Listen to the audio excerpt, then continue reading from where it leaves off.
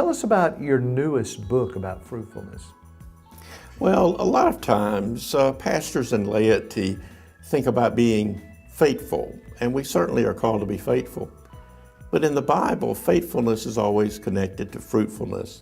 And there are many references to fruitfulness in the Bible, and those with an agricultural background can identify with those very easily.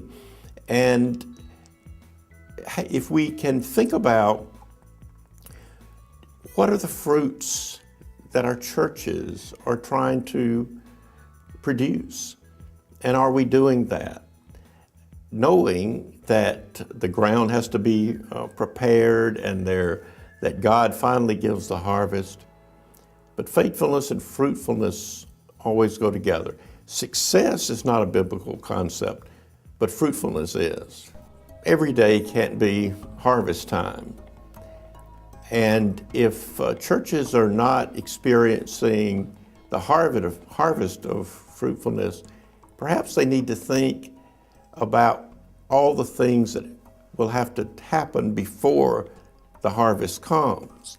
There's a lot of planting and tending and caring for the land. And so it's only after those things are done that we can expect fruitfulness.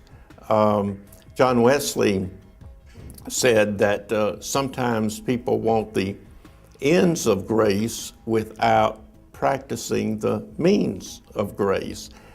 And so sometimes we say we'd like for our churches to grow, or we'd like to have younger people in our churches, and we'd like to be more engaged with our community, without realizing that there's some means, some practices that have to go into that.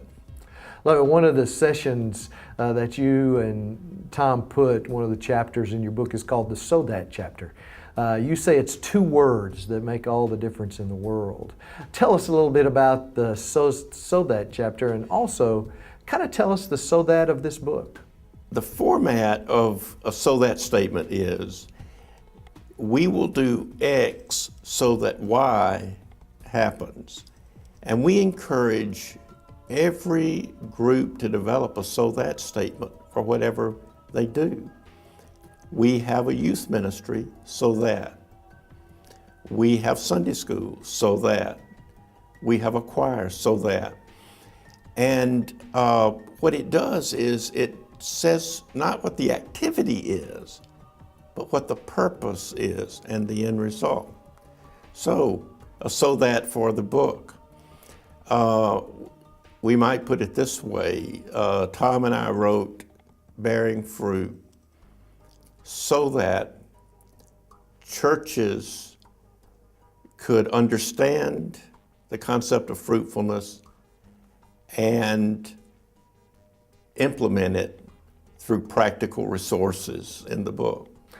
Another gift that you've kind of given us in the Mississippi Annual Conference is some of the statistical research you helped us do a couple years ago as we were looking at vital congregations. And one of the things that really struck me that you told us was that 25 to 26 churches that we have 1/3 of our membership, and that another 100 have the next third, and then the next 800 have the other third. And when people hear numbers like that, then immediately they begin to make some judgments saying, that means bigger is better. But what you've really taught us is that paying attention to those numbers in the right way can change things.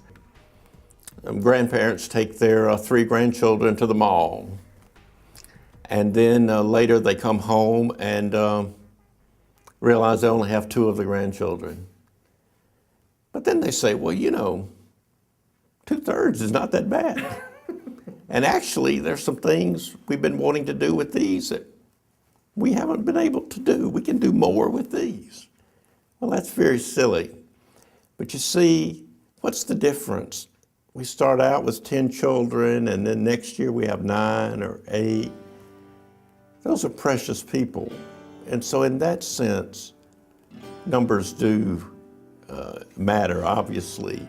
They represent people, but it also keeps us focused on how we're doing.